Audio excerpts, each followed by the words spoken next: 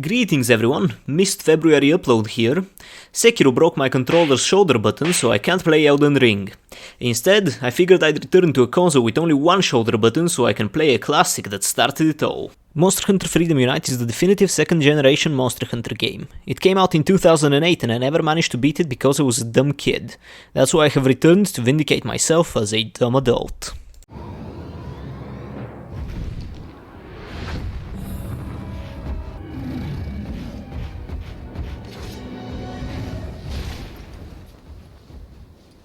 Welcome to Pokke Village, spelled this way for copyright purposes. Here is where you'll be spending your time that's not devoted to 19th century environmentalism. This is where you have the village elder who gives you quests, the blacksmith who makes you gear, the farm where you empty your gold mines and elixir collectors, and of course the guild hall, where you cry while trying to fix multiplayer. You'd better get used to it, because the only reason you'll ever be leaving this village is to hunt. Speaking of hunting, let's discuss violence. Freedom Unite allows you to arm your morally bankrupt animal rights activists with any one of 10 humane euthanasia methods.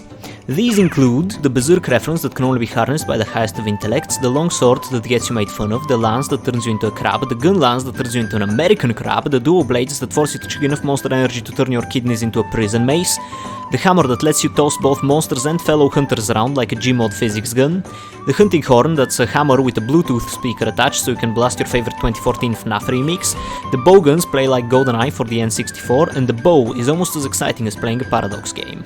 Of course, there's also the practical joke weapon, but Capcom didn't care about it, so neither should you. Both the weapons, as well as the various avant-garde fashion statements you'll be equipping onto your character, are made in the same way, which is to say, out of the mangled body parts of the local wildlife. In fact, one of the primary things driving your murder spree is the drive for the acquisition of increasingly powerful drip, that also carries the natural abilities and resistances of whatever poor soul it was fashioned out of.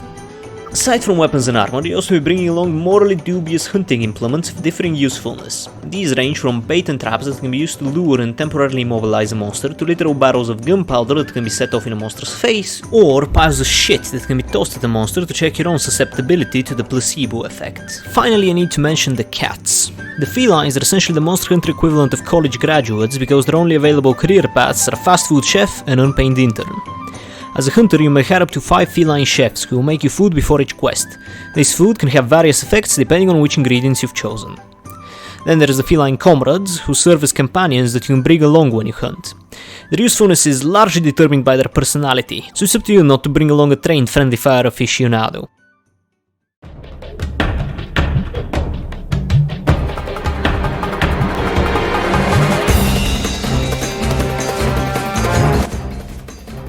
You got all the basics memorized?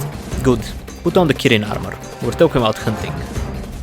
Quests can be gathering, slaying, or the only ones that matter. They're all split into star ranks. Gathering Hall quests are harder than village quests, and when you clear a rank, you get to do an urgent quest to promote. The first large monsters you'll be hunting are the drones. As the abbreviation of digitally resized original monster suggests, they tend to be beefed up versions of their smaller counterparts. They tend to be pretty weak, but there's always room to embarrass yourself. А той всъщност умря. 19 минути оставащи. 41 минутен. Там ли си? Ще се молиш, че отлъгна. Personal failings aside, we won't go into details for the monsters I find interesting, but their early roster includes the big bird, the blue bird, the purple bird, the penis bird, monkey foal, and a victim of carcinization. Then there's Plesioth. Plesioth is the only aquatic monster in the game, meaning he spends a decent portion of the fight submerged underwater, spitting at you like a football fan. You can wait for him to jump out or fish him out using either a frog or a sonic bomb. After you manage to even the playing field, you finally get to enjoy PSP hitboxes. Защото е огромна. Какво? Охо, добре дошъл. Забравих. Екран изглеждаше супер смешно, ти беше като на 2 метра. Спокойно. Напред, но понеже ходи в стената, чарва всъщност надясно и ме удря с опашката. Байка ти теба! After dealing with all of those, you finally get to fight your first major urgent quest, against Gongaga. As the third urgent quest, Blungonga is the absolute antithesis of the average Monster Hunter player, as it has good personal hygiene, remarkable athletic capabilities, and the power to call on its friends when threatened. You subsequently have to deal with another bird, an edgier victim of carcinization, and the horned chicken of Ra before you finally get to face Tigrex.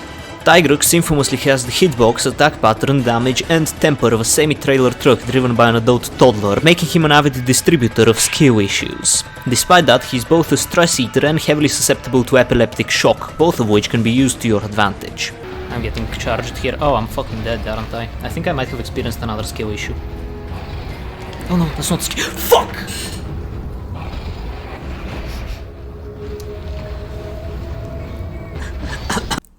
Then you finally get to fight your first Elder Dragons, which are monsters with a unique soundtrack that cannot be captured. First is Kushal the Aura, who has wind aura and can toss both you and your projectiles around like ragdolls until you either poison him or give him severe head trauma. Kirin can be noted by the most observant of hunters to actually be a horse and not a dragon. Chameleos turns invisible and mugs you, and Teostra and Lunastra's victims have a similar fate to a microwaved hamster that may or may not be currently buried somewhere in the vicinity of Galanta, Slovakia. After a slight interlude from Rathian and her male wife Rathalos, you come face to face with the final low-rank monsters who are so gigantic they actively ignore you in favor of violently mauling a castle instead. These are Laoshan Lung and Shengo Ren. Laoshan is a gigantic dragon with a pleasantly soft underbelly, while Shengo Ren is a similarly gigantic crustacean that has picked up the former skull as a shell. And all that is just the first third of the game. But quite frankly, just listing all of my thoughts on every monster is already getting repetitive. That being said, I truly do believe that this 14-year-old game and its rectangular hitboxes have a certain charm to them that's missing in the newer titles. Though that's most likely my own nostalgia speaking. Regardless, it still serves as a decent entry point into the series considering its price that is entirely unrelated to the image of the most popular PSP emulator that's currently on screen. Either way, that's all for now, and you'll hear from me eventually.